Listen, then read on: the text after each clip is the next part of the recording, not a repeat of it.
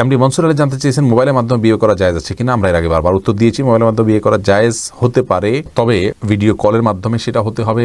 আর সবচেয়ে বড় কথা হলো উকিল নির্ধারণের মাধ্যমে হতে হবে। আপনি দূরে আছেন, যেখানে মেয়ে আছে কথার কথা, অথবা পাত্রী দূরে আছে, পাত্র যেখানে আছে সেখানে আপনি সশরীরে উপস্থিত নাই, তাহলে সেখানে একজন ব্যক্তিকে আপনি উকিল বানাবেন বা প্রতিনিধি বানাবেন। সেটা আপনার বাবা বা অন্য কেউ হতে পারে, যে আমি অমুকের পক্ষ থেকে বিবাহের প্রস্তাব করছি বা কবুল করছি, এইভাবে তিনি বলবেন।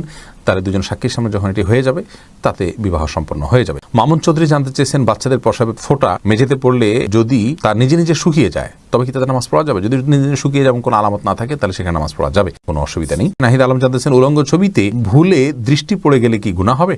ভুলে দৃষ্টি পড়ে গেলে গুনাহ হবে না, কিন্তু যখনই স্মরণ হবে তখনই সাথে সাথে ফিরে আনতে হবে। আল্লাহ তাআলার ভয়, আল্লাহ তাআলা আমাদেরকে সেই ভয় এবং তাকওয়া নসিব করুন। বাকিয়া মুনি আপনি জানতে চেয়েছেন স্বামী স্ত্রী একসাথে দাঁড়িয়ে নামাজ পড়তে পারবে নাকি একটু আগ পিছ করে দাঁড়াতে হবে? প্রত্যেকে যার যার নামাজ যদি পড়েন, স্বামীর নামাজ পড়ছেন, স্ত্রী নামাজ পড়ছেন, জামাতে পড়ছেন না, তাহলে পাশাপাশি দাঁড়িয়ে নামাজ পড়াতে কোনো অসুবিধা নেই, কিন্তু জামাতে নামাজ পড়লে সামনে পিছনে দাঁড়াতে হবে। তবে পাশাপাশি দাঁড়াতে গেলে যদি মনোযোগের ব্যাঘাত ঘটে একে অন্যের, তাহলে সেক্ষেত্রে একটু আগ পাছ করে দাঁড়ানো ভালো। স্বামী একটু সামনে দাঁড়ান, স্ত্রী একটু পেছনে দাঁড়ান, এভাবে দাঁড়ানো উচিত যদি মনোযোগের ব্যাঘাত হবে বলে মনে হয়।